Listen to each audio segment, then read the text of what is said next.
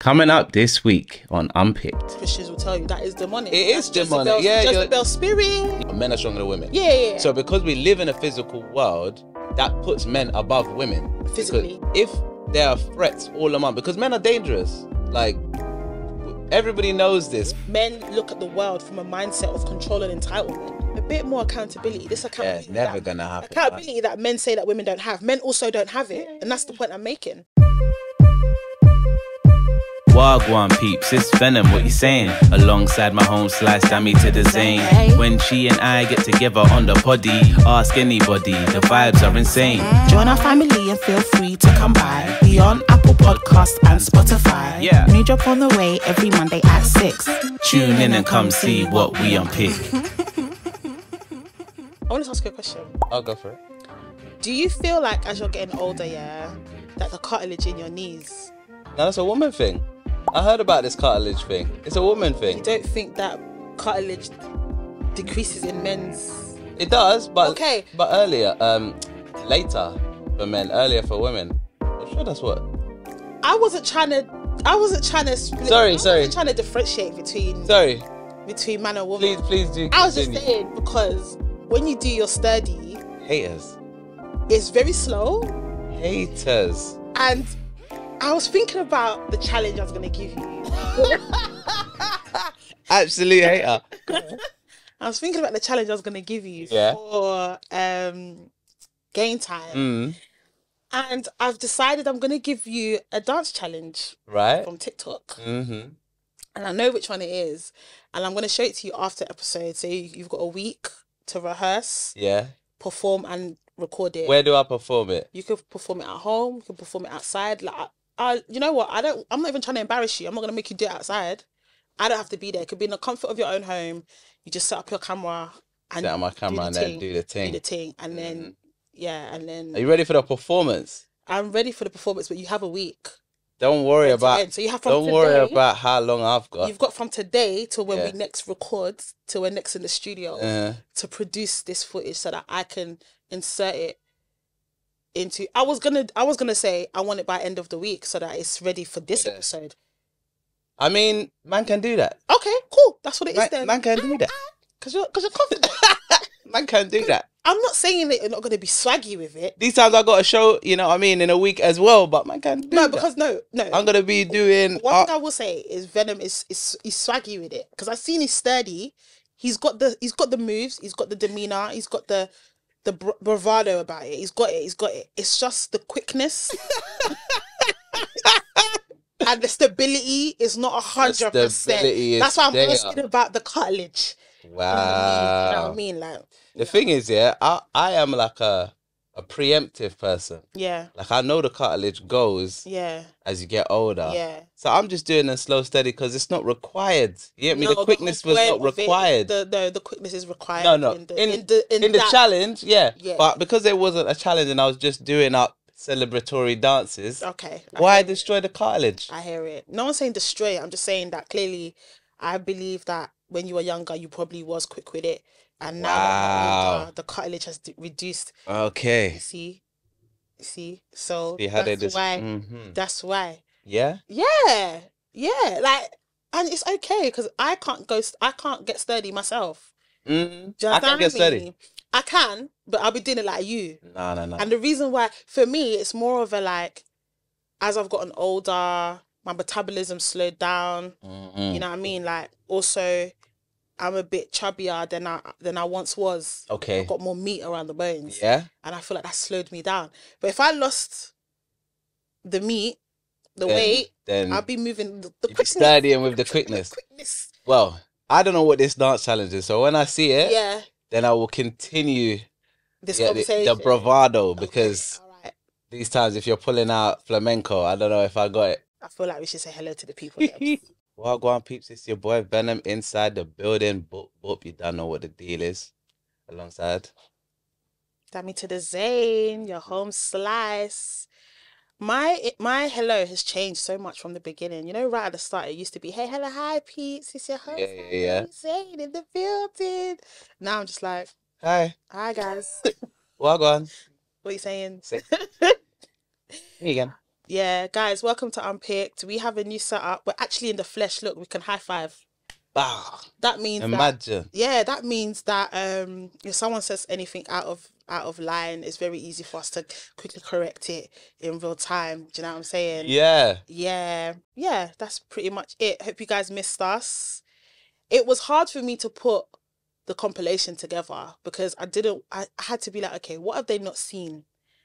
That was quite difficult. But we're back to recording again, so we're going to be bringing you fresh content, and hopefully you guys enjoy it. If you're new here, thank you for coming through and hitting the play button. I hope you like what you see / what you hear, and if you're returning, welcome back, family dems. I was going to say, Welcome back, family dems. Family dems. Yeah, I'm coining it. Why not? Welcome back, family dems. Thanks for the support, and yeah, let's get the show on the road. Get into it. You said you wanted to talk about your bestie. What's her name? Vanessa White. You know what's annoying about you? What? You know what's annoying? What? Anytime there's anyone a slight bit problematic or a slight bit like, not problematic, but anyone that's like who you don't rate, that's what I'm going to say. You'll be like, Dami's bestie, your bestie. Huh? So, when did I say she was my bestie? Swear that you said you liked her. I've never said that I liked or disliked Blac Chyna. Crazy, you know? No, you're the one that likes to say whether you like someone or not. Oh, I don't like her. The only person you lot can say Dami talks about all the time is who? Who? Drake. Oh. He's the only one. I was actually thinking of Chris Pratt. That's what. See what I mean? Like, that's what I didn't want to say. I was like, see what I mean? I've never ever said that I like anyone. The only person I've openly... Yeah, I agree with the Drake. Yeah, I agree with the Drake. It's Drake. Anyway, Blac Chyna. Yes. What about her? Vanessa White now. Vanessa White, yeah. Sure it's Vanessa. Yeah, she... Is it Vanessa? I feel like it's Vanessa. It's definitely something white. It's not Vanessa White. I swear it is. It's not. See, I'm going by my government. It's not. But yeah, what about her? Go on. Yeah, so she had this, I don't know, awakening, this spiritual awakening where she Angela Renee White. You said Vanessa. It's okay. Let's go. Hey. I was like, it's definitely not Vanessa. I knew it was. Do you know what it was? It was giving me European, innit? It was giving me double dose of European. So Vanessa White, Angela White. Okay, so potato. So yeah, she's decided that she's gonna take everything out. Yeah, she took it out. She's taking it out. She's in the process. It's not done. Not done. Yeah, it's not finished. What's not finished? The face or the booty? Pretty much everything, I reckon, because she's had a lot of filler in it. So they're taking it out bit by bit. I think she's had 2. Well, from the time that we're recording this now, she's had like 2 removals. She's had the Baphomet tattoo taken off. Yeah. Lasered. And yeah, I mean, I kind of feel like this was coming, but it feels a bit weird. I feel like the journey's been a bit higgy-hagga, to be honest. Oh. The reason why I say that is because she got baptized last year for her birthday. Okay. And then after that, there was this whole, she came dressed in a like outlandish outfit, and her mum was saying that the Illuminati had contacted her. She thinks that her daughter's getting initiated into the Illuminati, and then literally a couple of weeks later, all of a sudden now Blac Chyna's like, I'm facing Christ. I want to go back to being Angela. I don't want to that. So it feels a bit like surely that should have happened after the baptism. Yeah. But as I'm saying that, conviction has hit me, because I remember when I got baptized, you get this strong conviction to do it, and then when you do it, you're expecting. You don't like people. I feel like people expect there to be like, okay, now my life has changed, because you're meant to be like, the whole concept is you're born again. Yeah, your sins of the past have been like forgiven or whatever, and now you have to move forward in line with how Christ wants you to live. Yeah, so you would assume that by the time you've made that choice, especially if you're like, well, the whole point of being born again is no matter what you was born into, you still have to be baptized. So from the point to get to that point where you're like, yeah, I'm going to be baptized, you would have thought that you would have dealt with all your demons, right? But no, actually what happens is, to a lot of people that I don't think they talk about a lot, is after you've been baptized, it's not this whole like airy fairy, been baptized, everything's perfect. That's when that's when the demons really come out to be like, oh, so you're trying to you forgot about me, you're trying to disconnect on that, right? That's when all like your old like habits, you think that the habits are gone. No, if you was like addicted to porn, for example, it might be that same night Mads, that you're in baptized, bed and then you're like rah, like let me just real quick watch a little psalm. that what I'm you, saying? yeah. Not me. I've never been addicted to porn, but yeah, it's kind of like, because like even in the Bible it talks about even when Jesus got baptized, he literally went from the water to the wilderness, and then he got tempted for 40 days. 40 he went into the desert and did the thing. Yeah, exactly. So people forget about that, and they're just like, yeah, once you're baptized, that's it, you're renewed. So yeah, I take it back. I guess she probably was still dealing with some things and whatever. I mean, and then now she's like, okay, this stuff isn't for me. What do you think brought it on? What do you think brought it on? Like? I have no idea what brought it on. To me, go on.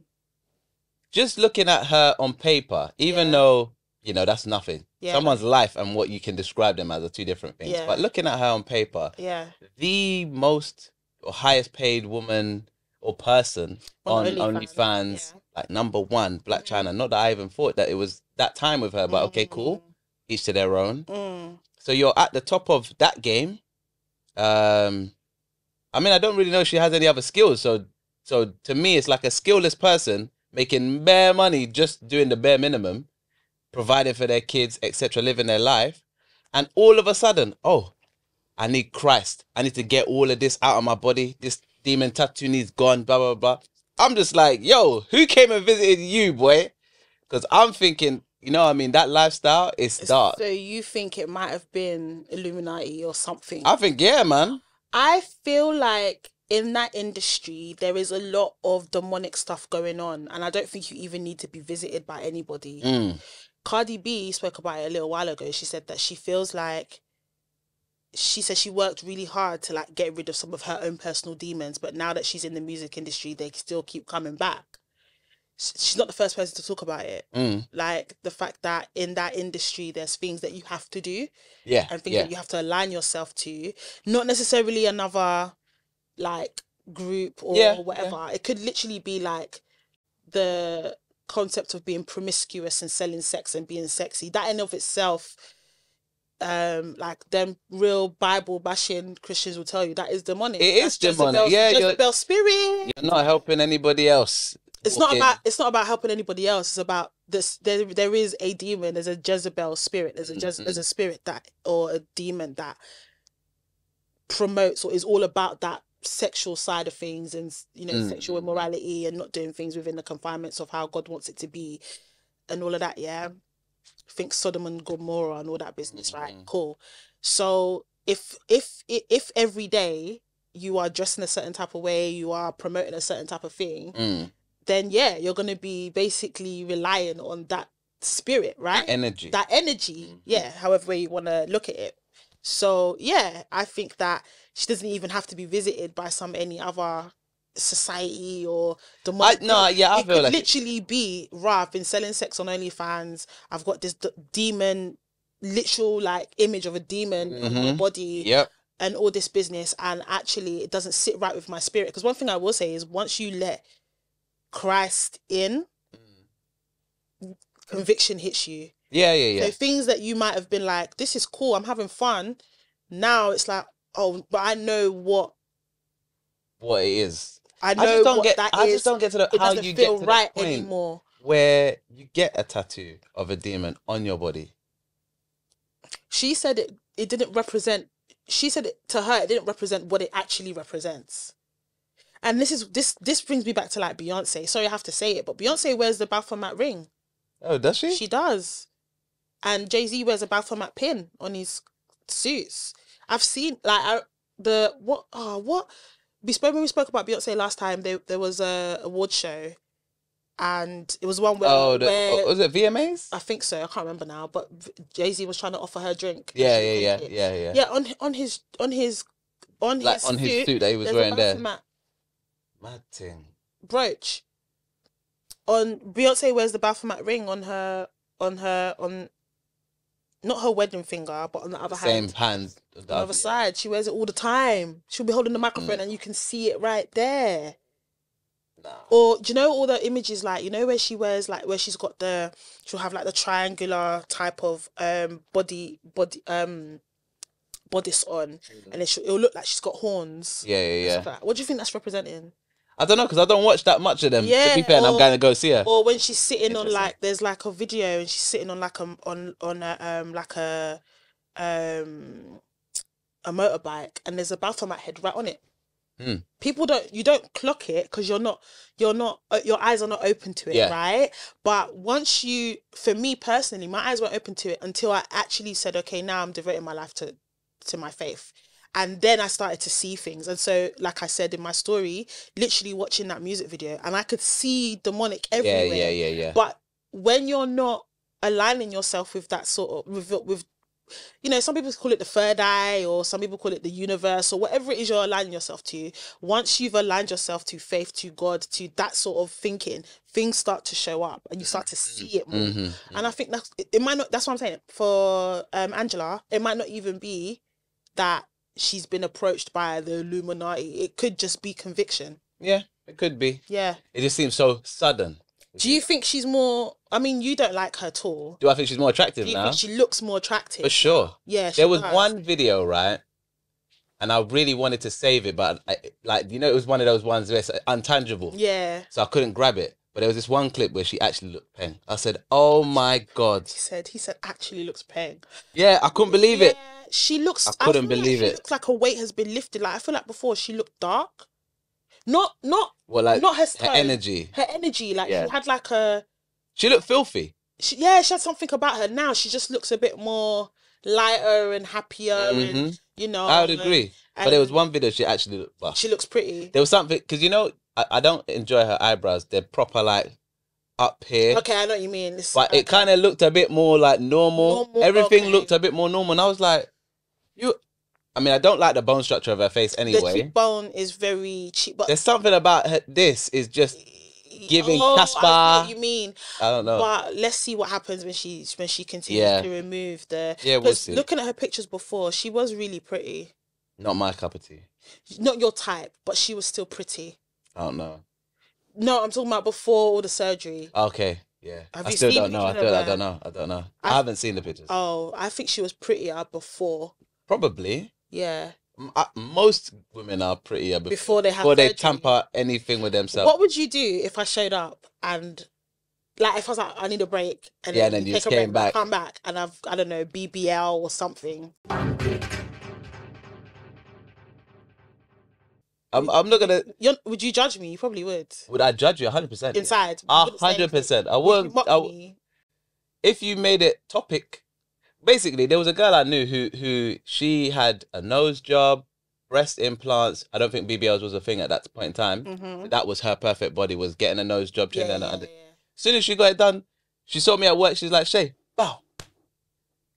I said, yo. She said, yeah, popping now, innit? I said, okay. I would not be doing any... I would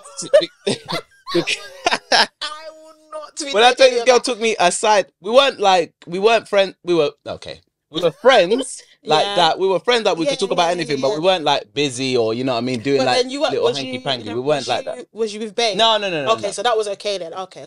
So it wasn't an issue, but we weren't friendly like that. Yeah. But she was like, nah, this ain't like some hidden thing. I got this done to look good.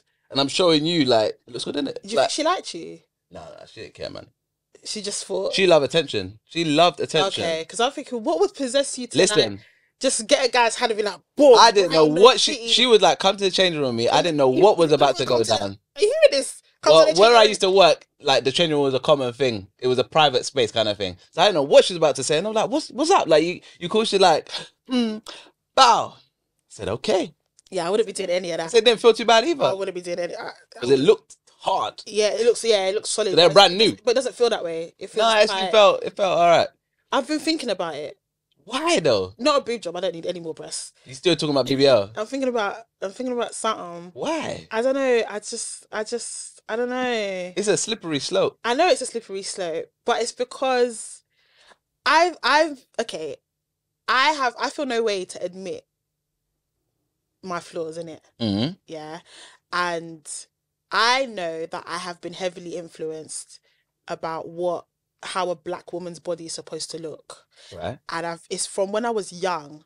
From young, it's been, you're meant to be curvy and voluptuous, but it's not any type of curvy and voluptuous. It's a certain type. Yeah, there's a specific look. And that's the look that the Kardashians base their bodies on, and everybody else. And now it's become the BBL look. But there's real women that look like that. Of course, yeah. And I'm just like, I'm African. Why didn't I have that shape? But not every African woman has the shape. That's the shape that's sexy. Not even sexy. That's the shape that's attractive. It's the desired shape today. It's been the desired shape my whole life. Yeah, but when I say today, I mean today, like... Even before social media, that was the desired shape for me. Do you know what I'm saying? In your lifetime. Yeah. But what is desirable is just what is popular. And that changes. But that wasn't popular back. It wasn't popular like it is now. And yet it was still the desired shape as a Black African woman. Yeah, for Black people, that was been desirable. I'm a Black woman. So that's why I'm like, I want to be like that. And you know what? Every time I like pre girls in it, I'm like, oh, she's got that. And I feel like, oh, I want it. And I don't have it. Yeah, but I think that's the important part of life, is to accept that, like, I do want that, but I have other things. I know I have other things, and I'm not ugly. I'm still attractive. But it's where the butt comes in. That's the only problem part, is where the butt comes in. Yeah, I know I'm attractive. I still, get attention or whatever, but it's kind of like, I believe that, care about what other people think, but if you don't like what you see, then you need to make a change. And I don't get me wrong, I love myself, but I think it's more like if I had the shape, or maybe that's why God didn't give it to me, because my head is so big. I think it's social media, and you know why? I'll tell you why. No. Social media. I'll tell you why. No. It's fair to desire things when you're young, whatever. You know what I mean? You're growing. You're just picking and choosing from what you see of fully grown people. Yeah. What I want. Yeah. Whatever. Yeah. But let's say, for example, the reason why I'm saying I think it's social media is because when I was first balding, I was like, oh my God, like I'm 25 years young. Yeah. And this is happening. I know this is happening, kind of thing. Yeah. Then I finally got like to the point where I was like, all right, let me just do a test shave, make sure it's looking cool. Yeah. Test shave, I was like, I'm calm with this. Yeah. I'm all right with this. Yeah. Yeah. So I can't remember exactly what, but let's just say it's 25. Yeah. Fast forward a whole 10 years later of me being bald and it being not an issue, not affecting my love life, not affecting friendships or work or whatever. Yeah. And then social media comes with like the hairline replacements, turkey, blah, blah, blah. Only now have I ever considered, and I don't care. Can I say something? It's weird. Can I say something? Okay. Obviously, I'm going to speak from an outsider looking in. Not only that, I'm a woman as well, right? So I can't say that I understand that. Yeah, of course. Struggle. But I personally don't think it compares. And the reason why I don't think it compares is because the bald guy look is an aesthetic that girls dig. Yeah, but I feel like the whole hairline thing is... Okay. I can only speak as an individual woman, and hope maybe some other women can jump in the comments and either corroborate or tell me I'm chatting rubbish. Yeah. But I think that if you have a head of hair and your hairline is off whack, it's the hairline is the problem more than it's the hairline, not the hair on the head. Yeah. And so it's either you have hair and your hairline is banging, or you shave it all off and you rock the bald look. But both hairline and nice hair and bald are both sexy looks. Agreed. Do you understand me? Where the problem is if you're growing your hair and your hairline is a bit. But for me, I'm happy with the bald look. But because I know that the hairline is gone, hence why I'm bald, that is my issue. So in my head, I'm like, oh, it would be nice if my hairline was back here just so I could shave it bald. But you'd be able to see that my bald hair is my hairline is. No, but that's what I'm trying to say to you, that it doesn't. I don't think women look at it like that. Like, women don't. But I'm saying as an individual. I'm saying when you're saying like exactly. I know, I'm saying this is what social media is doing to me. I get that. For me, like like there was a guy I was seeing, and I mentioned it, and he was like, "Are you crazy? You're greedy." That's what he said. First of all, you're greedy. I want it all. He's like, "You're greedy because you've got certain assets already. You don't need a BBL." And I'm like, "Yeah, but I'm not getting a BBL for the bum. So what are you getting it for? I want the BBL for the hips." Okay. Because so you want to get the Coca-Cola bottle? Yeah, because I've got hip dips. You say this, yeah, and I don't actually. I've let you say it like I knew what. But you don't know what it is. What is hip dips? Without me standing up, basically, right? Just show you. No, basically, it's like, so the waist will go in like this. You have hips. Everyone's got hips, but in between where the thigh and the hip join, some women grow fat in that area. Like they have fat deposits in that area. That's what gives them the rounded shape around the hip. Some women, fat doesn't seem to deposit there like that. And so you actually see the gap between the hip at the top and where the thigh begins, and that's called a hip dip. Do you see what I'm saying? I have hip dips. My fat there's no amount of gain weight. It just doesn't sit in that space. So I have hip dips. I still got hips. It's just that it doesn't give the broad effect, because one, my waist isn't naturally really small, and then secondly, I don't deposit fat in that area as much as another woman would. So you just want to get that filled out with I just want that bit filled out. Exactly. That's all I want.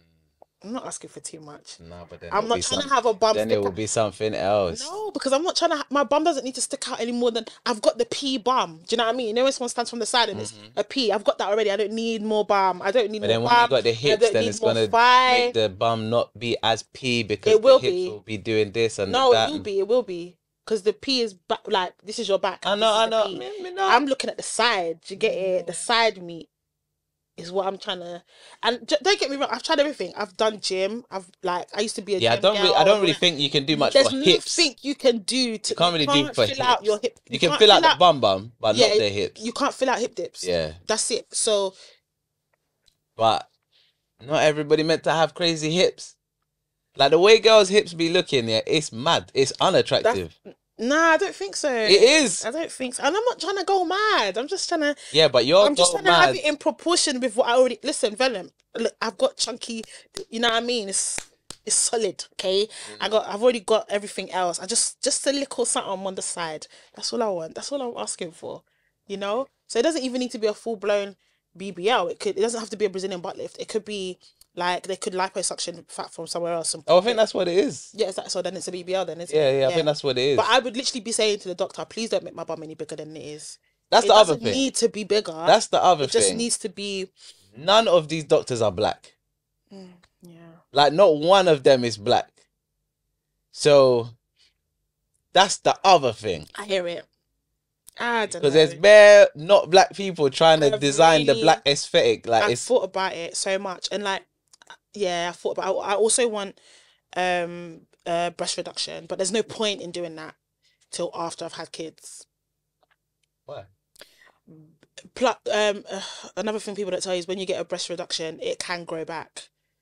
Right. So then obviously the swelling from pregnancy and plus once you start breastfeeding, everything has to go south.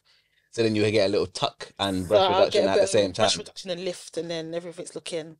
Again, like strategies. Right now, I'm very blessed because I haven't had children. I'm very. Do they give you back pain?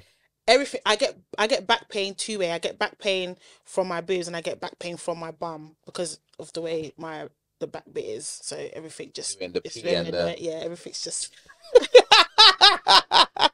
It's so annoying, but yeah, I just want more hips. That's all I've ever wanted, you know. And in a way,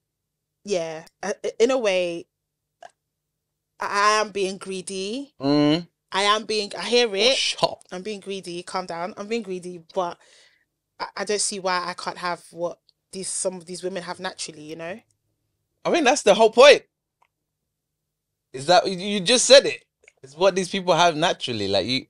But it doesn't, if it's going to feel the same, it's not going to, I'll look a bit different, but how it feels, and I'm not going to look disproportionate because like I said, I've got these chunky guys. So how about this?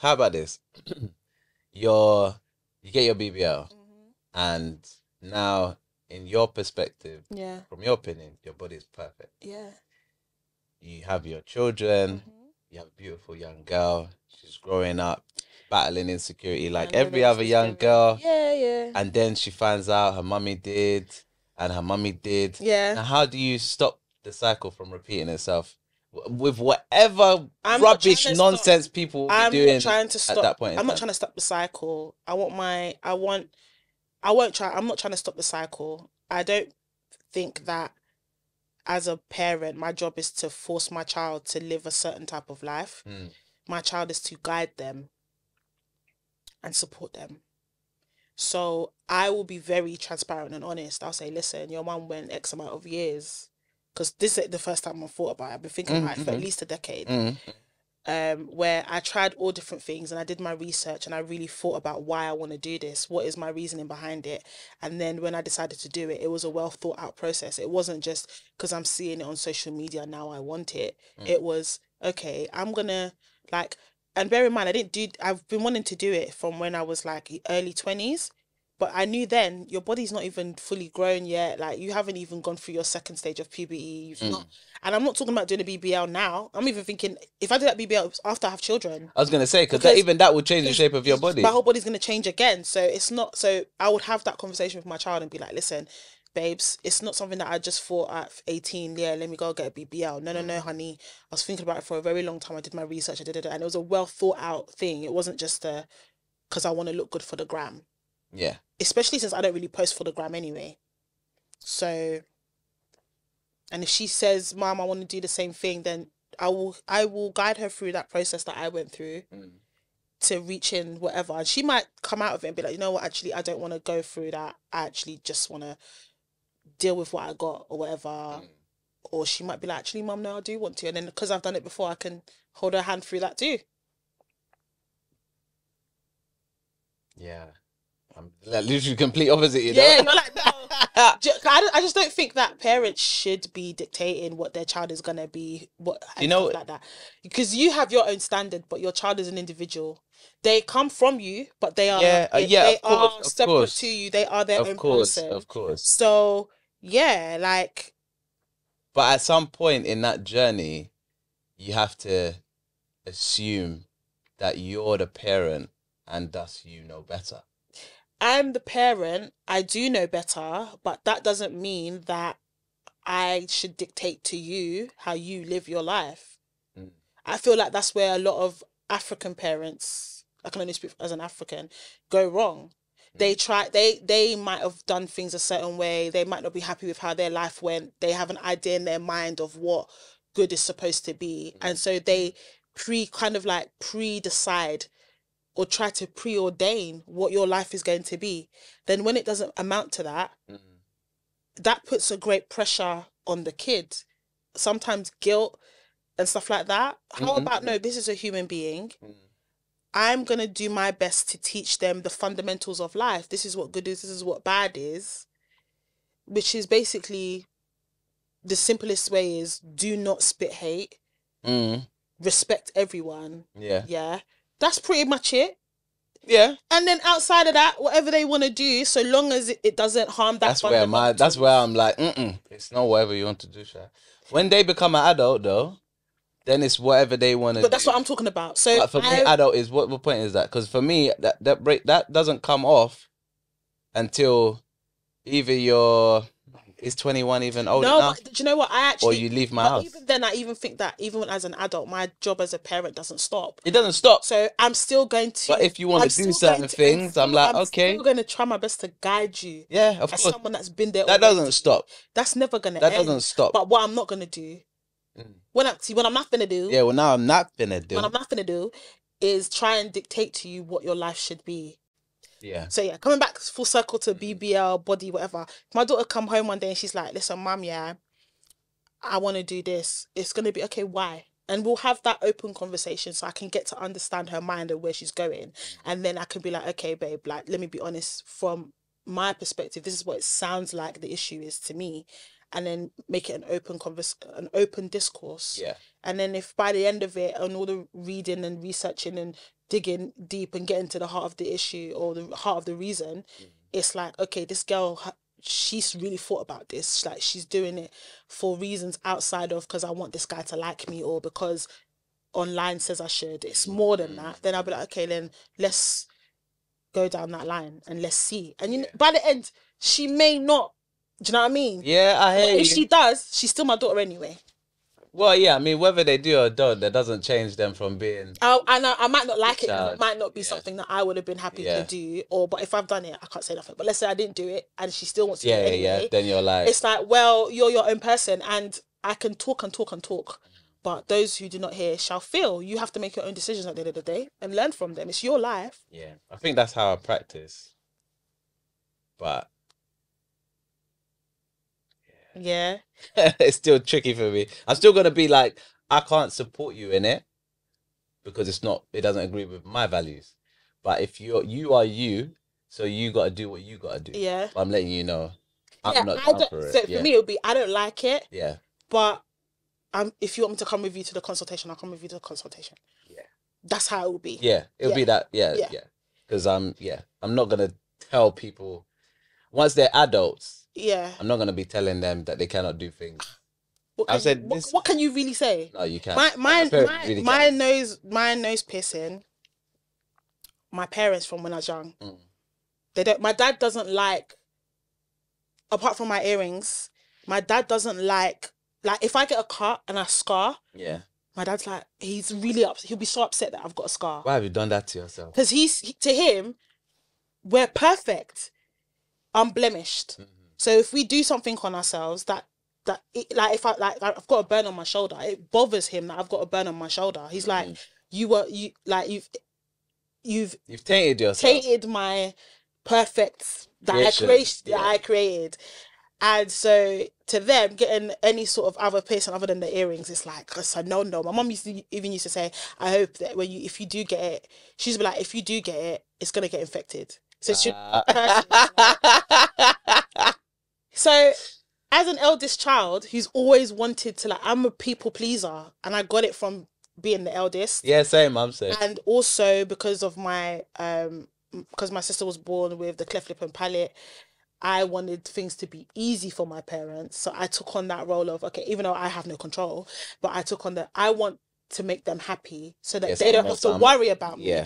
One less thing to worry about. So I've always gone out of my way, and as an adult I'm unlearning it, but I always used to whatever they want, I want to make them happy. I want them to be right. So I didn't do stuff that they didn't want me to do because I put them before myself till I turned 30. When I turned 30, then I was like, I can't live like this anymore, because there's a disconnect between what I want and what they want. And I'm actually not happy with my life because I've been making decisions based on them. And they've lived their life. So I decided one day I'm just going to go and get my nose pierced. And my ex took me to go and get it done. And we had this was when COVID was around, but they started lifting restrictions. So we were able to go places. But during the whole pandemic, we used to do video calls, the whole family. And we were still doing them, even though restrictions were lifted. So not just my parents, but my dad's brother, literally. So I went that day. I went, got the nose piercing done, and then on the family talk day, and then come back and do the family talk.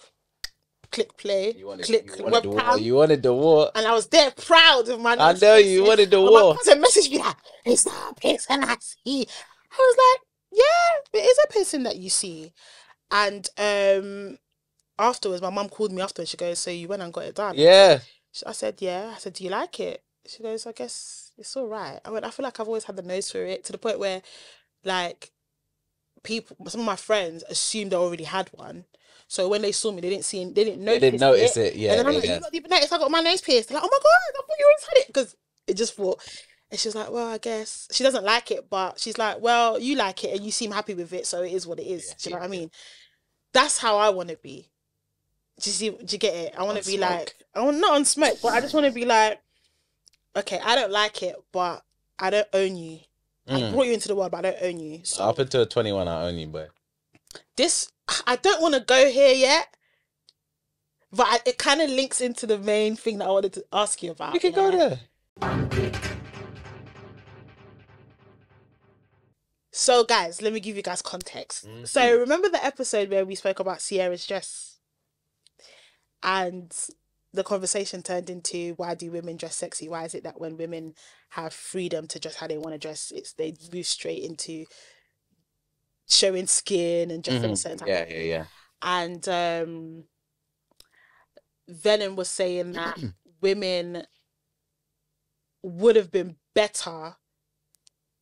It would have been better if men still controlled how women dressed to an extent, because then women wouldn't have had the opportunity to overly sexualize themselves. That's Venom's perspective. Yeah, kinda paraphrasing. Yeah.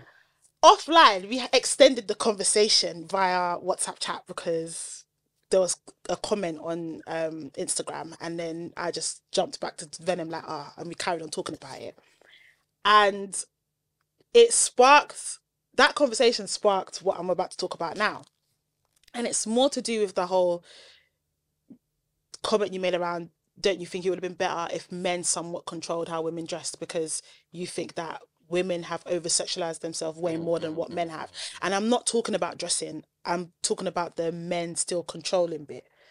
So we've had various conversations about feminism. We spoke a lot about why feminism has turned into this beast, this toxic thing at the moment. And on reflection, and you can correct me if I'm wrong, but on reflection, I get the sense that, not that you don't think feminism should have happened, because even in an episode that went out whilst we were away, you said that you mentioned something along the lines of feminism was a bad idea, and then you took it back. You're like, no, not that feminism is a bad idea. I'm just saying. You like tailored it to the context of the conversation. Yeah. But I get the sense, not just from the stuff we've discussed in the past, but even from like comments from men online on other platforms, other conversations that other podcasters or tweeters or whatever's are saying. But I get the impression that men don't like feminism. I don't think men like it. No. But I'm going to take it further. Yeah. I think that men feel or would have preferred if feminism never happened. And I get the sense of that from you. Yeah, go on. So I wanted to kind of delve into that. Okay. As to why that is. Yeah. Do you feel like patriarchy should have stayed as it was? Or do you feel... I haven't thought of the actual question yet. I get what the vibe is. The vibe that I'm saying is, I know that feminism as we know it now has turned into feminism. It's turned into something that it wasn't supposed to be. Yeah, radical feminism has become toxic. Yeah, I get that. And I know the right answer to this, the PC answer to what I'm about to ask you would be, no, feminism needed to be there because women should have the right to education, to work and to voting. So I'm going to tell you can't have that argument. Oh, of course. Let's take that off the table. That's an obvious one. Yeah. But do you feel, as a man, that feminism was a good idea? Despite that voting, part, education, so outside of the equal access to making decisions and autonomy, that part is obviously obvious. That should be there. That should be there. That's obvious. But outside of that, it's a very tricky one. But like from where we are today, it doesn't look like it was the right idea. It just doesn't. It more so looks like whatever men believed that their position was, or whatever men's position had grown to, was also not the right idea. Okay. Like it was an abuse of, we have the position of, we are sort of running things, saying how things will go. Yeah. And it had moved from a position of protection and preservation to not abuse, but it had been abused. So it was gone past the mark of, now you're not necessarily protecting everybody and serving everybody, you're kind of just doing things to your own benefit. Yeah. That's where we had gone. So that was wrong. But I think in its very essence, no, I think I feel like it should have been a challenge to men, if you know what I mean. Much like government, where you've got the left wing and the right wing, but they're both actually the same thing, and you're just trying to get the correct balance of how this should be run. So everyone should have the equality to make that commentary. But so what do you think it should have been then? Because if you're saying that the way that patriarchy was run, or the way the concept of patriarchy in of itself wasn't quite right, what do you think it should have been? So if you could rewrite the world now, yeah, what would feminism look like, and what would what would the world look like with both of them coexisting? So I wasn't entirely sure what the angle of this question was going to be. You're trying to preempt your answer beforehand. Yeah, because I wasn't what we said that yeah, day. yeah, exactly. Because I wasn't sure what line we were going to go down, right? But because I know that you have an issue with like the male entitled position, which I'm going to come to. Yeah, which is one that I actually also sort of take. I see that I take an entitled position, right? But this is not like a conscious decision or anything. I think it's more based on the understanding that probably me and most men have of the world. Yeah. Because as soon as you mentioned it, I said, all right, let me try and deal with it in myself to understand where does this even come from. Yeah. And where I ended up was that the world that we live in is a physical world. Yeah. Yeah. Everything that is important in this world that we live in and experience is physical. Yeah. And it just so happens that out of me and you being man and woman, I'm the stronger physical entity. Okay. Yeah. Okay. And it literally goes all the way down, all the way up the scale. So like, you are able to be physical. That doesn't take away from women's ability to be physical or to be stronger than some men. But in the terms of averages, men are stronger than women. Yeah. So because we live in a physical world, that puts men above women. Physically. Because that's what governs our world. So that's why men are above women. I understand that semantically it doesn't sound nice, but that is literally what it is. I'm just talking about nice. I just don't agree with you. Okay. But because the basis of this is physical, your basis of this is physical. Yeah. My basis of this is physical. Yeah. So men are stronger than women. Yeah. Thus men are on top of women. When men are in the position of control because of this, right? Okay. So it doesn't matter which. You have to dial it all the way back, right? I am dialing it all the way back. But when you do that, you realize, okay, so that influences everything that we have today. So today is very much, we'll say that this is civilized and it's peaceful. It is, it's not. This life. No, life in general. What to say, boy? For some hands. No, life in general, I'm saying, is peaceful, it's civilized. Is it really? No. Not really. No. It's actually a Cold War. Yeah, it is. Where everyone's just not shooting because, you know what I mean? It's like, it's chaos, or we just stay like this. Yeah. So that's where we're at. And we're at that because of basically design and decisions that men have made that have basically led us all the way to this place called civilized life. So go all the way back to when we didn't have these rules. Then you just have men protecting their family, their woman, their child, killing anybody who is outside of that unit to ensure the preservation of this unit. That was a threat, yeah. Then you have to stack everything from that point. Yeah. And so because of that, women aren't equal in that makeup, and we've only built on top of that foundation to get to the world that we have today. Same thing can be seen in nature. You look at lions. They're respected, but not because they're nice or they kill things. They are powerful. They're physically able. Yeah, but in that situation, it's actually the lioness.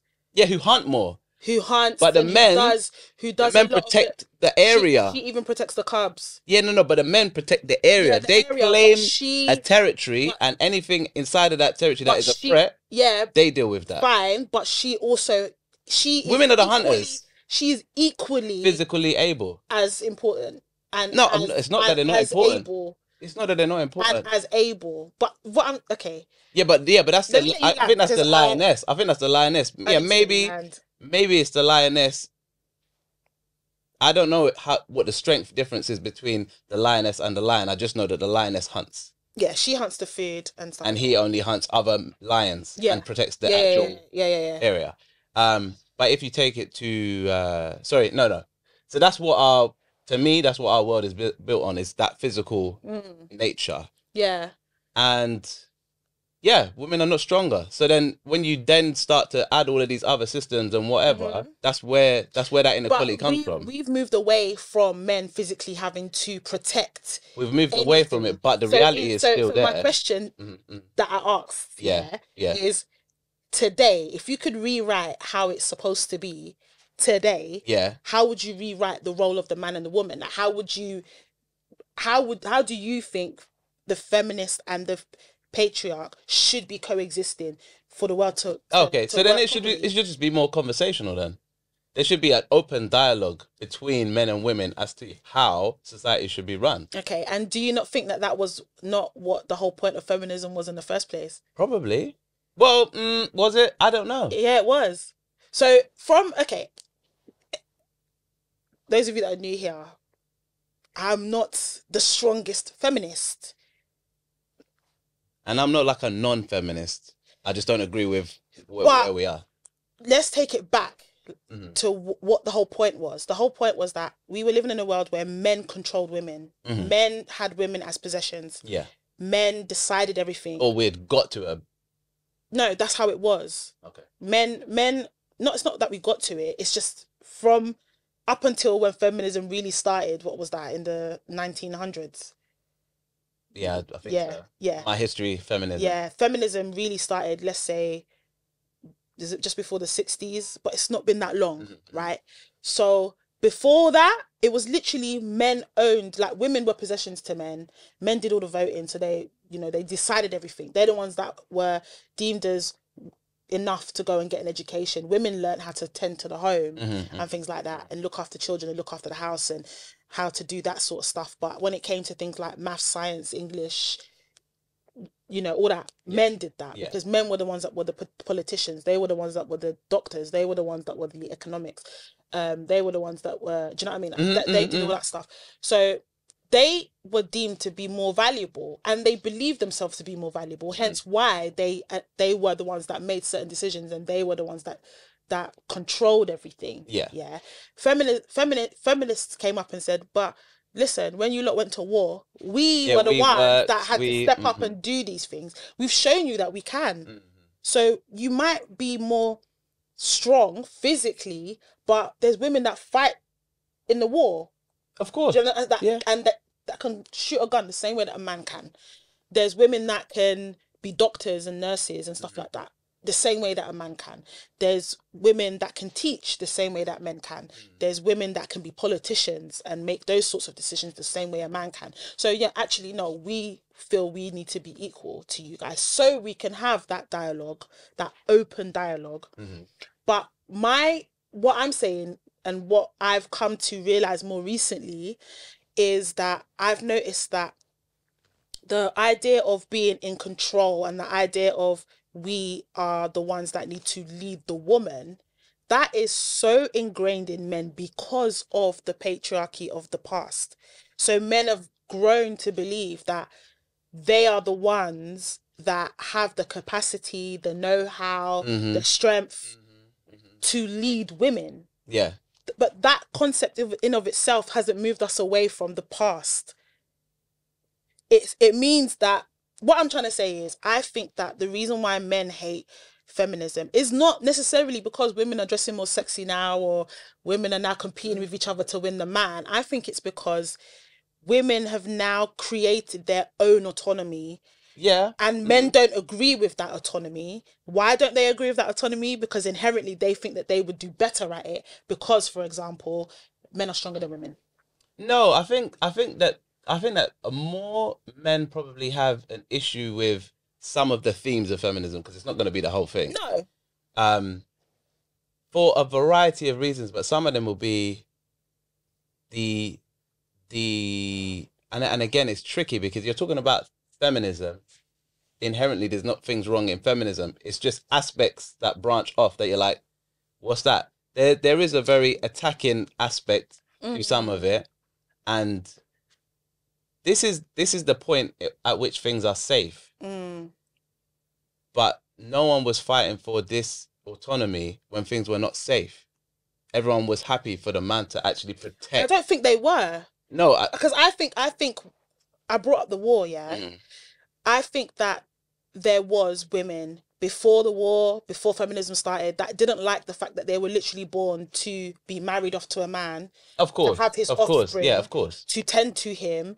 She probably looked at her husband. Some women probably looked at their husbands and thought, but I could go out and work. I actually want to learn something. Course. I want to do you know what I mean? or I don't want to marry anyone. I don't want to have. Yeah, I don't want to have this. It might not even be straight. Thank you. Right, but because that's what society was, and because women have been told that we are secondary to the man. Yeah, because that's what it is. Because we're not as strong, we're secondary. Because we're whatever it was believed back then as to why women couldn't go to school. Yeah, we were secondary. The men were in possession of us, so the men owned and controlled everything. Because for us to be possessed means that we are lesser than in value. Yeah, so I think there would have been women who were worried or didn't like it, but didn't have the know-how or didn't feel that they could speak or go against it, because there wasn't a structure there for them to do that. Society back then, if you even tried it, if you tried to say you're not marrying that man, I'm pretty sure they were probably lynching people back then for that kind of stuff. Well, yeah, for less. You know what I mean? Or for less.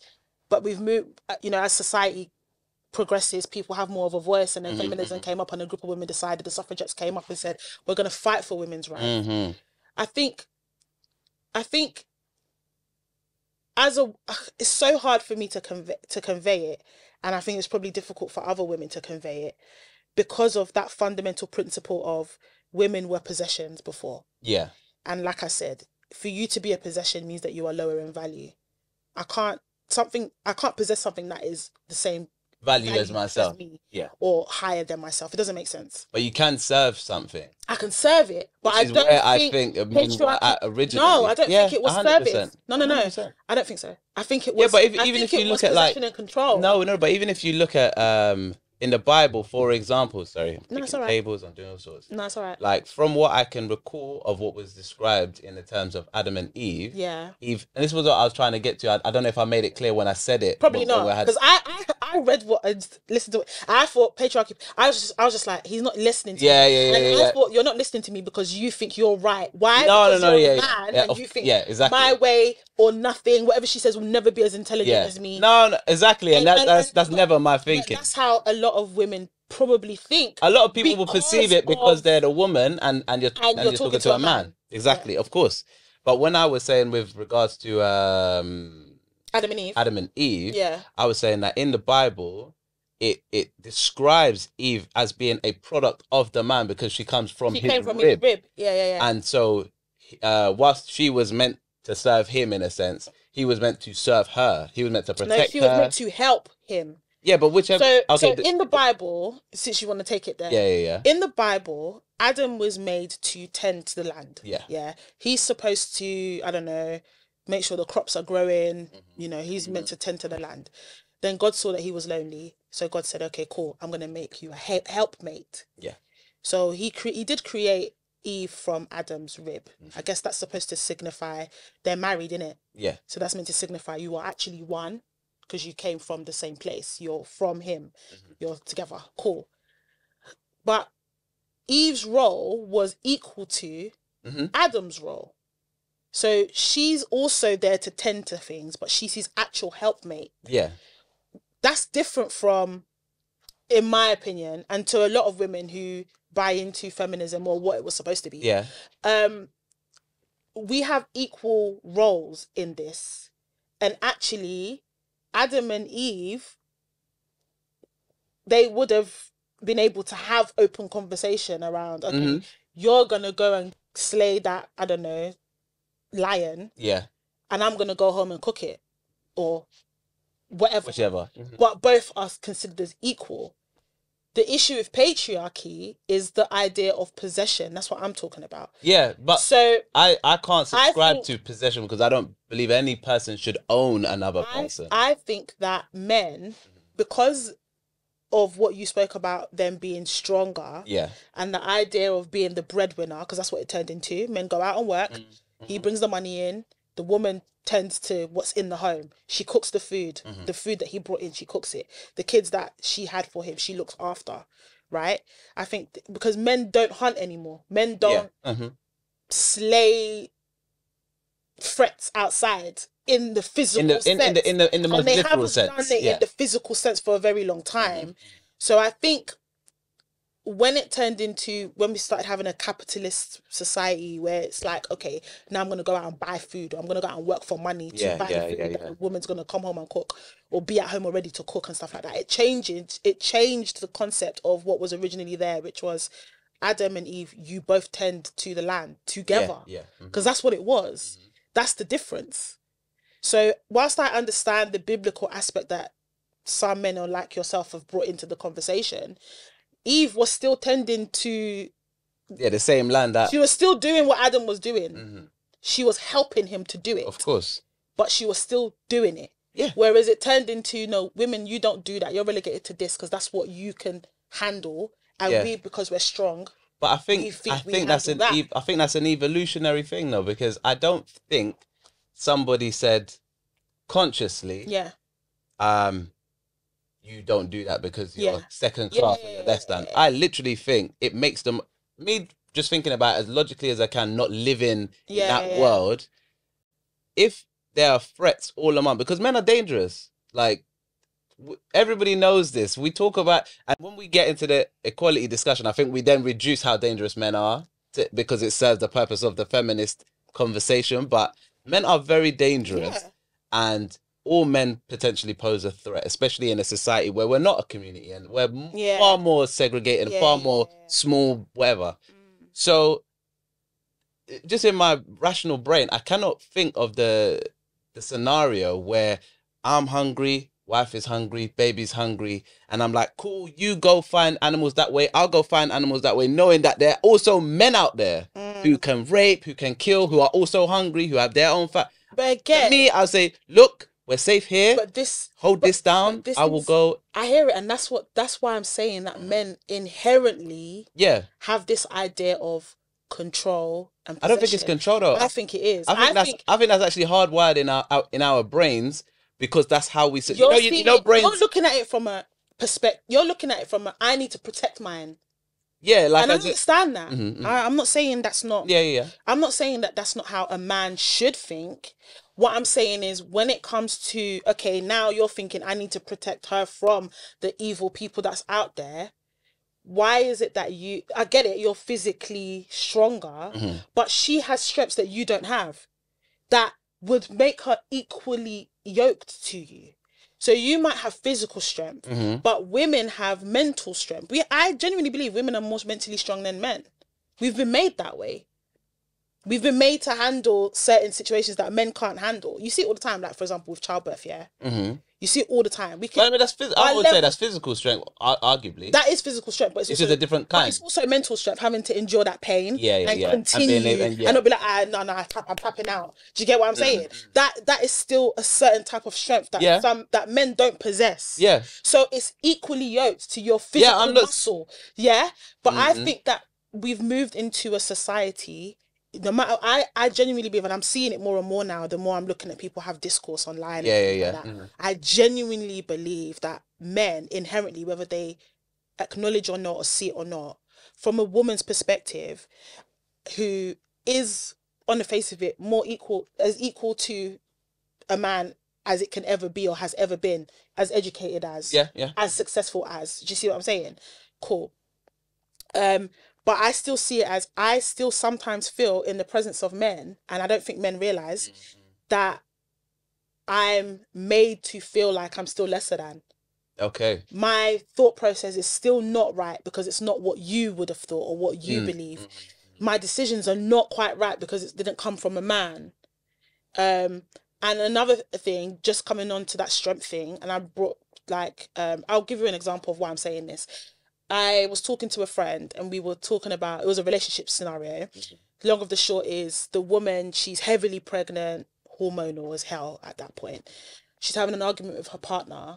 She basically, in the spur of the moment, tells him to get out. She doesn't want him to live with her no more. She owns the house, by the way. So that turned into, how dare she try and throw her man out? He should never have moved in with her because he's the man. He's the one that she's supposed to live with. She's meant to move in prior, He should not go back. And I was like, listen, you can't diminish the fact that she's hella hormonal right now. She doesn't understand what is going on in her body. I said, common period. Some women, go mad. Like their hormones make them say things, do things that are totally irrational. Talk less of actually hosting another human being, growing another human being in her body. Her body has changed drastically to what she knows it to be. And he couldn't understand it, but it's because he's a man. He's not supposed to. Yeah, he's never experienced it. Exactly. And even if he is experiencing it with his partner at the time, he's still not the one experiencing it. So he will never understand the mindset of the woman, or even he will never be able to mimic the mindset of the woman because he's not experiencing those things. Do you get it? So that's why that made me think of Ra. So even something like that, his mindset is going to be, she should never have done that. I don't care what she's dealing with. Whereas woman's going to look at that and be like, no, I can understand why. She's not right. She shouldn't have thrown him out. Not saying she should have done that. But I can see how she got there because I understand the process that she got to get there.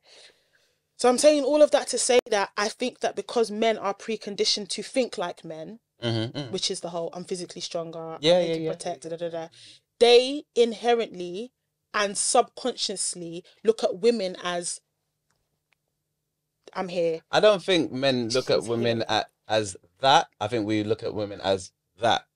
That's a woman. That's their category. This is men. This is our category. And maybe there's a lot of things. Maybe there's a lot of things in the men category that like that's superior. That's superior. That's superior. Exactly. Yeah, which I'm not saying is not true. Yeah. But I don't think men look at women as being lesser than, unless you're talking about things that are more historic and more obvious. But even in what you've just said, in that men look at this is us, this is them, and this is men's stuff. Yeah. But the fact that you can say that some of that stuff is superior, means that men inherently think of the way they perceive things. Of course, their mindset is from a superior nature. Of course, hence why I'm saying men look at the world from a mindset of control and entitlement.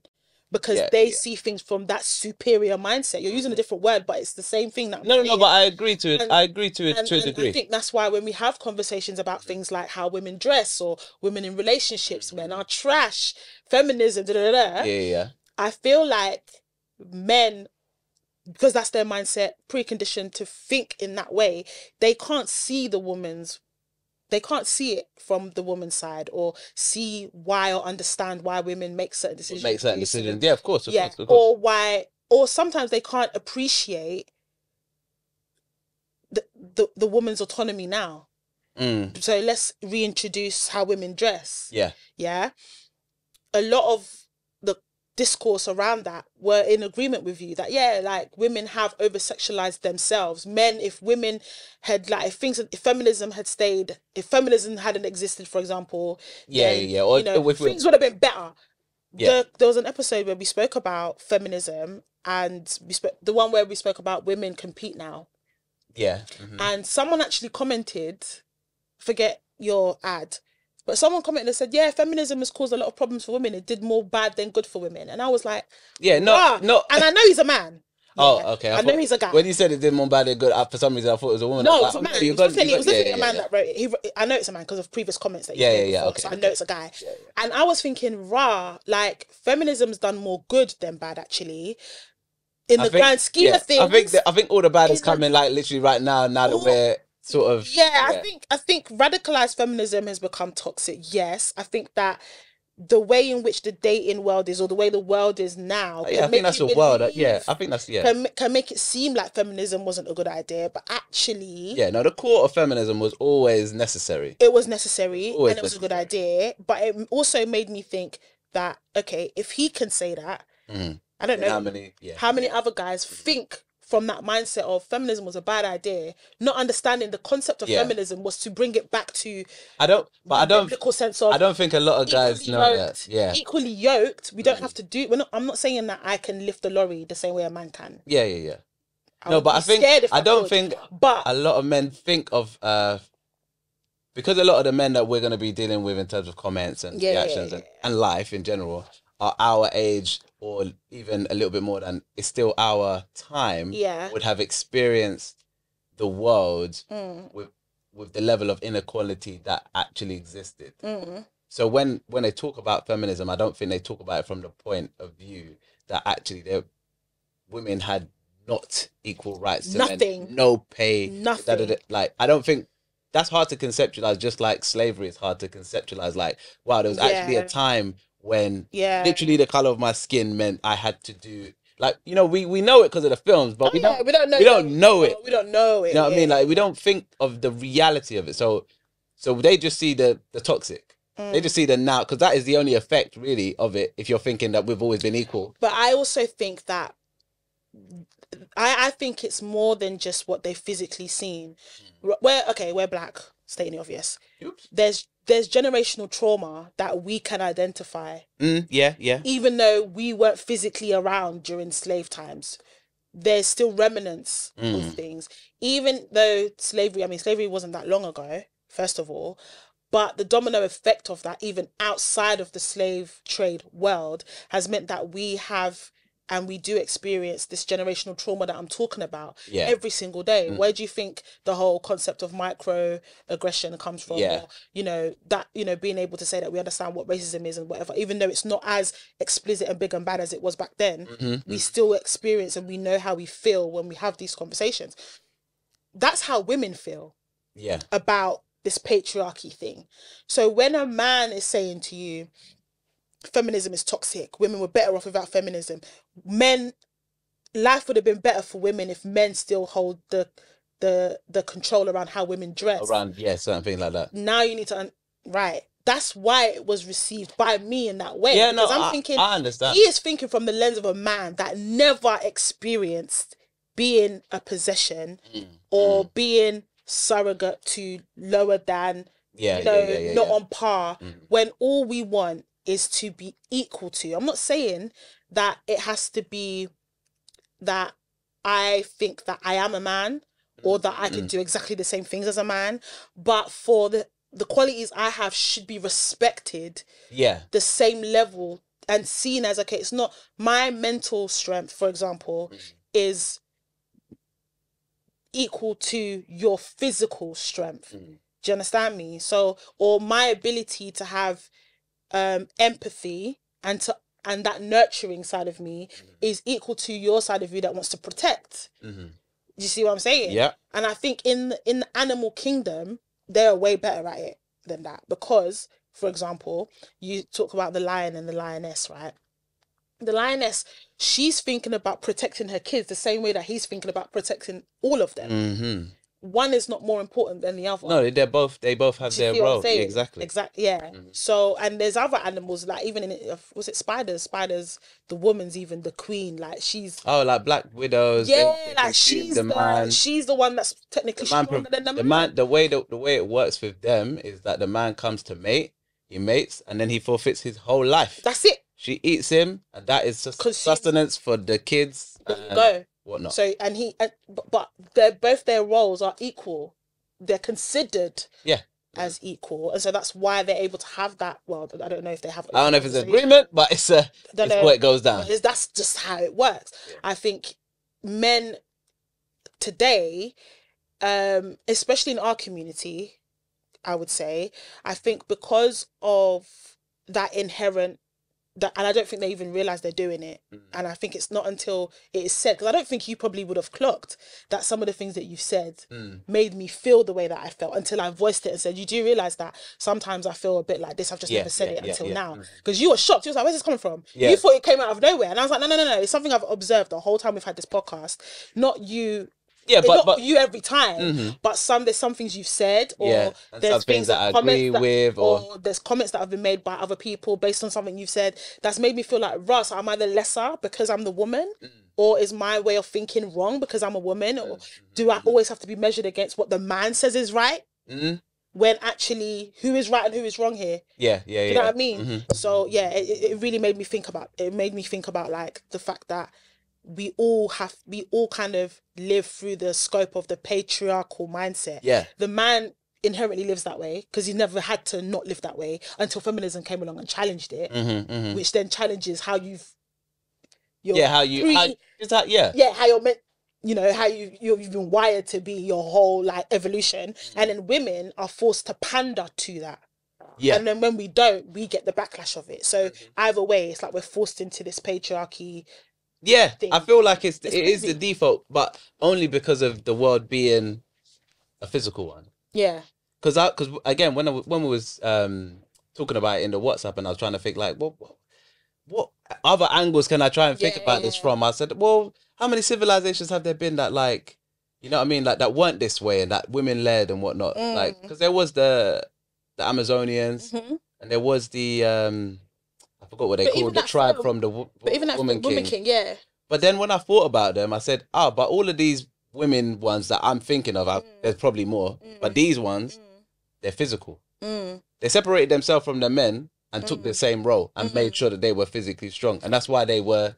But they led in a similar way. Yeah, but then your mindset of that is you're saying that basically you're saying they copied men. I'm not saying they copied. I'm not saying they acted like a copy. I'm saying like men. that no, not like men. Yeah. I'm just showing that the importance is the physical strength. The physical strength, yeah. Yeah, that's. But I'm saying that men need to, as much as I agree that physiology wise, biology, men are stronger than women because you're made that way, like biology wise. However, we have strengths that are equally yoked to that physical strength. Yeah. And sometimes by fluke, sometimes women can be stronger than men. Of course. But it doesn't mean that is enough for a man to turn around and say, for example, oh yeah, you know, things would have been better if men were still in control of how women dressed, because then women would be sexualized. Not realizing that the trauma and the evolution of the woman is what's even led to why women dress that way in the first place. And what I was trying to get you to understand, which I didn't even say in the episode, but we spoke offline, guys, was I was saying that men, in that conversation, you are almost ignoring the impact men even had and what patriarchy had on the woman's decision to dress that way in the first place. Yeah. And I get you was trying to say that, you know, he said girls are lazy, guys. He said girls are lazy. Oh, in terms of, girls that dress that way, they're lazy. They're lazy because they think that if they're just sexy, that's enough. And I was saying, but if you even just take it down to what we see on social media, yeah, guys seem to pay more attention to women who dress that way. So if you look at a younger woman who's looking at what they see online and they're noticing that men pay more attention to women that dress that way, and then she starts to dress that way, whose fault is it really?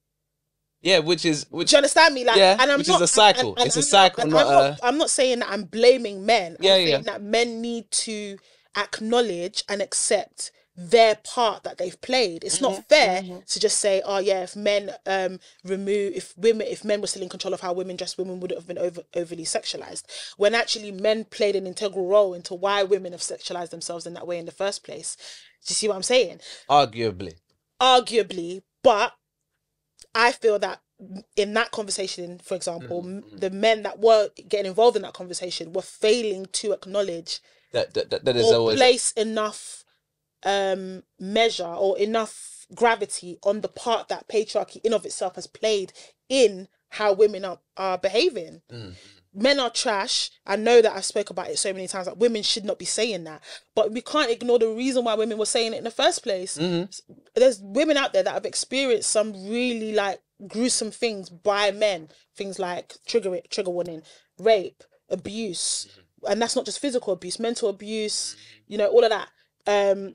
Men leaving them, having like babies all over the place, not taking responsibility of the children that they say they want but they're not there for, you know, all sorts of things. Or if we go back to the conversation of black men not choosing black women, for example, I've spoken before as a black woman saying that I don't feel like there's a lot of black men that even support us, that even speak for us or are allies. We see a lot more of black men talking badly about black women.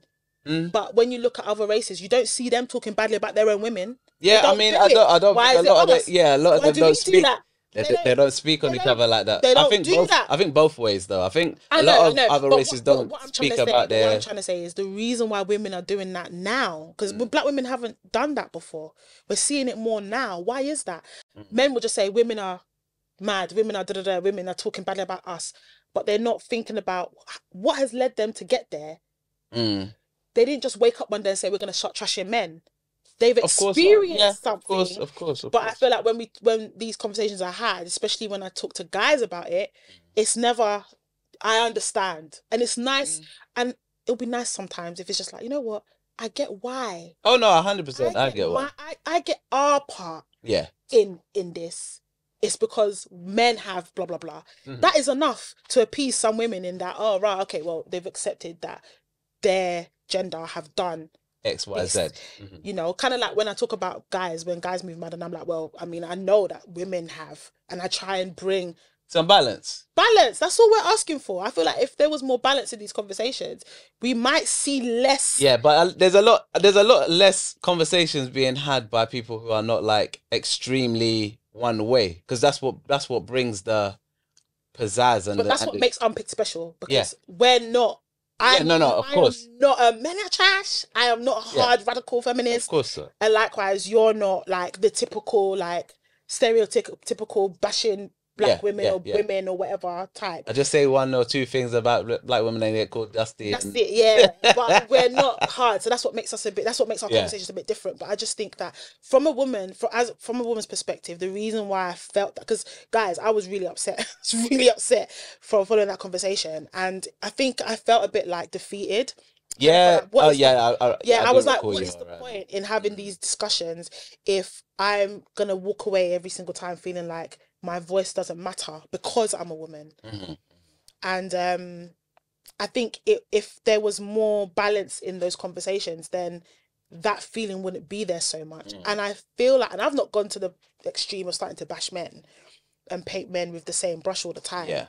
Because I understand that everyone's different, everyone's an individual. But I think that if online we had more balance, a bit more accountability. This accountability, never gonna happen. Accountability that men say that women don't have, men also don't have it, and that's the point I'm making. Yeah, online is just a non-accountable space. And I just feel that men don't think they need to have accountability because they see it as no, but like we're the baseline, and you're moving away from that baseline, and we don't agree with how you're doing it.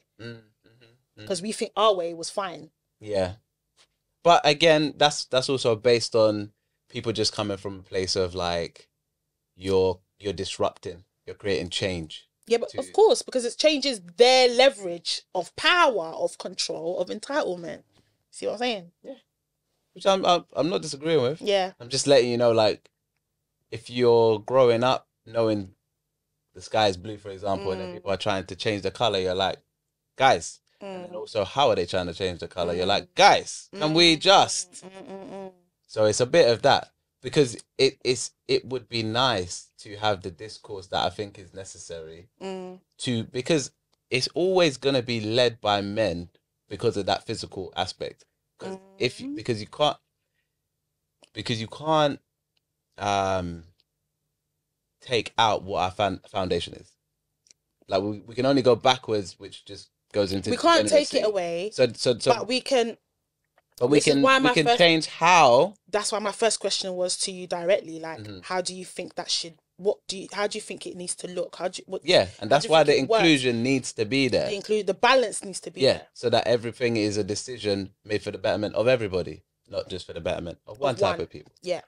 But again, because there are literal legal things happening where women are making certain changes happen through government and whatnot, which is obviously the correct means. And then there are just conversations where people are just having discussions, either with like-minded people or people who are challenging them. Yeah. But through those discussions, you do get a lot of high energy, high to one extreme. It then starts to actually like hold back the whole process. Yeah.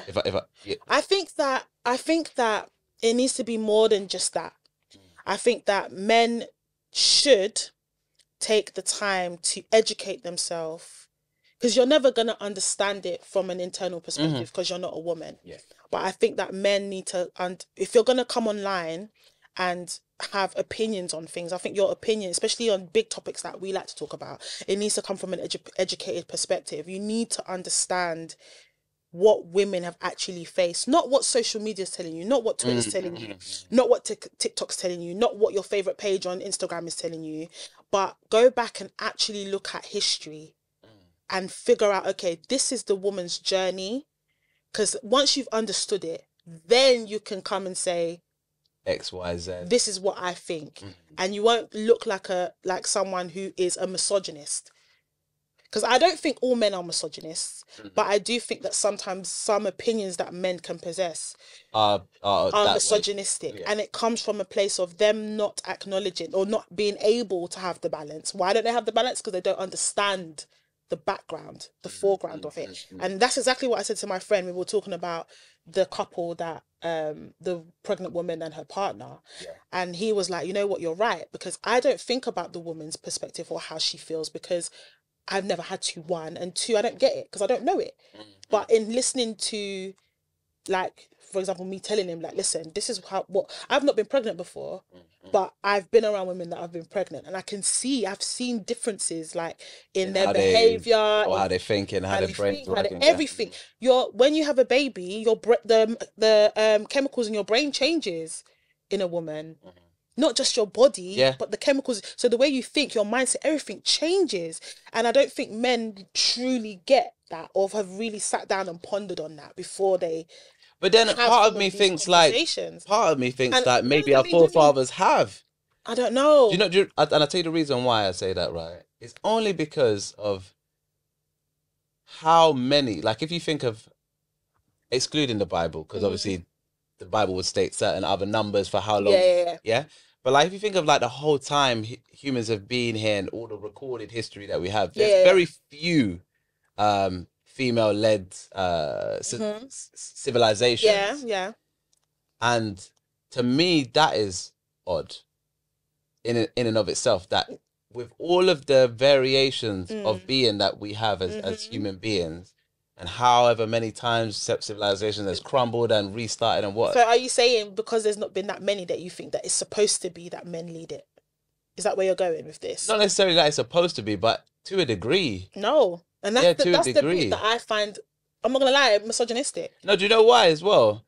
It's because of how the brain works, and there's different levels to it, right? But there was a study that I saw that was saying, this was now not even necessarily talking about men and women, but men within men. It was one of those Vice. I don't know if you've ever seen it, but Vice do like these sit things with loads of people of a certain. Yeah. I've seen. They did one with a whole group of men. Anyway, they got to this point in a conversation where this guy was talking about statistics. He said that 70% of CEOs are not only men, but they're men over 6 foot. Which is even describing to you how men see men. Yeah. Like, if he's taller, he must be a leader. Yeah. And it's all of these things that are innate that you can't even unpick because you have no conscious understanding of it. This is your wiring.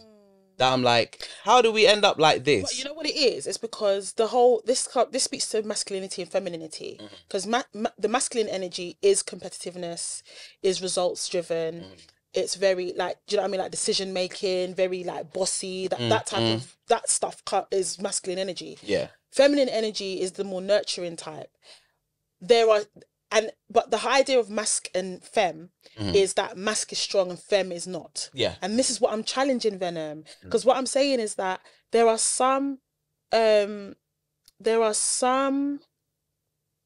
traits of femininity that is actually very strong, very charismatic, of course. That possesses leadership. It's a trait of leadership in of itself, but it's a feminine trait. Yeah. And likewise, there are parts of the masculine,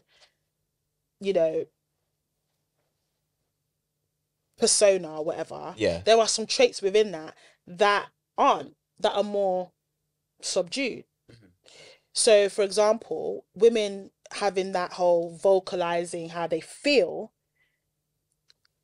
can be deemed as something that is beneficial for you to be a leader because you're willing to vocalize. Yeah. Whereas the masc trait is to be more laid back, keep my cards to my chest, not say too much, which might not pose you very well as a as a leader. So, like, what I'm saying is that I feel like, and it's something I also need to do myself as a woman who thinks that she's very feminine, is I feel like I also need to take away the idea of masc femme and it's masc femme. Yeah. Like that. Yeah. And even though you're saying within men think that men that are above 6 foot, for example, are more the leaders or whatever, and even if you was to bring race, I'm pretty sure they would have told you I'm pretty sure they would all have been white, yeah. Yeah, 100%. But those men need women in order for them to lead. Of course. Every king has his queen is the same for a reason. Adam needs a helpmate, Eve. That's how God intended it to be. So I am going to bring the Bible into it because it's equal. It's not meant to be, I'm a leader and so I'm leading all of this. It's like this. So but going back to the kind of conversations I think people need to be having and the way they need to have it, I think that people need to leave their feelings at the door. Go and educate yourself around the past. I'm even saying as women, we need to understand men. All those women that I said this before, that clip that I clipped how many weeks ago, where I said we need to listen to understand the other side. I believe that as a woman, and I think even men, or whoever you're attracted to, you can't expect to draw what you want if you don't understand the mindset of what you're going for. I can't expect to get a man if I don't understand men, and vice versa. That doesn't make me a pick me. That means that I'm trying to understand. The thing that you want, the thing that I'm trying to possess, I want to understand it so that I can steward it well. Because once I get the guy, I won't be able to keep him if I don't understand him. So I feel like it works both ways. But it's just that this conversation is about patriarchy and men. That's why I'm just going to focus it on men. Just to say it, make it clear. But I do think that when men have conversations about feminism and women and why women do this, why do women do that, and women should do this better, before they put their mouth to talk there, they need to understand the context. Likewise, when women are talking about black men and why black men don't date black women, or why black men are more likely to be single, to have baby mamas, for example, because they don't just do it to black women, they do it to other women too. They do it. It's not just black women that are baby mums. They also do it to everyone else, right? So why is that? Okay, let's understand the history and the context behind that, which is why I spoke about it before when I was talking about, like, back in the day, the way men were treated in slave times, the way in this country, the way men were treated in terms of the war and stuff like that. I was talking about the history, which again, I think it was the same person that was like, that's not the reason why. And I was like, you don't understand history, because if you went back and looked at the history, you see how it influenced. You might even be able to see, so over time, this is how black men have been treated, and that's why we're seeing this now. You see what I'm saying? So I feel like when these conversations are had, the context needs to be made. And if we're going to be talking gender conversations, both sides need to understand the other person's point of view and how they got there in order for them to have a productive or constructive conversation. Otherwise, it's going to turn into, I'm a man and I'm just going to say what I want about just you guys. Two echo chambers. And then it's going to be, but you're not hearing me. You're not hearing me. You don't understand. They're not going to understand because they haven't gone back to look and understand. So just take the time to get it first before you have, Ow.